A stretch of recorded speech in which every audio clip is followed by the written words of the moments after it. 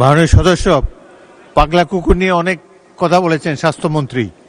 অনেক টিকা মজুদ আছে, ভ্যাকসিনে কোনো অসুবিধা নাই, আপনার থানায়ও যাতে দেওয়া হয়। আমি স্বাস্থ্যমন্ত্রীকে বললাম, এক এক কুকুর 23 জনকে ঘায়েল করেছে, ওনার এলাকায় স্পেশাল নজর দেবেন।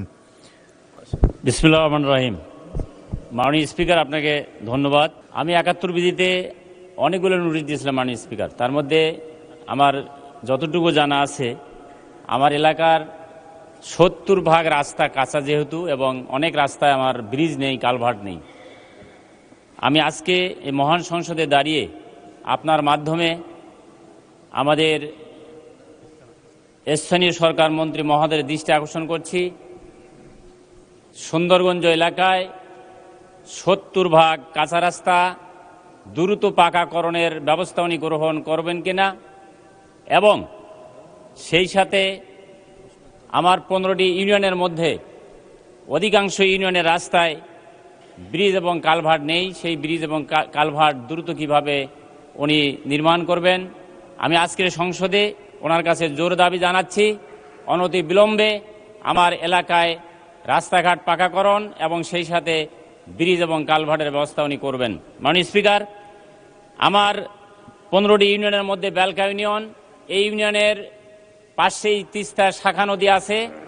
এই শাখা নদীতে বিগত ফ্যাসিস্ট আমলের শেষের দিকে একটি ব্রিজ নির্মাণ করা হয়েছিল।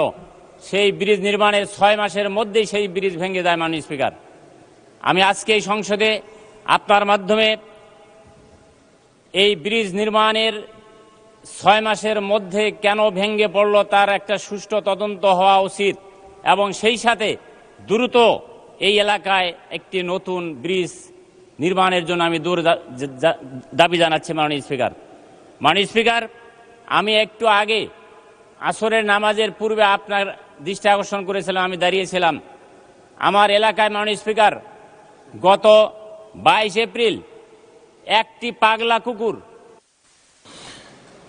মাননীয় সদস্য, পাগলা কুকুর নিয়ে অনেক কথা বলেছেন স্বাস্থ্যমন্ত্রী।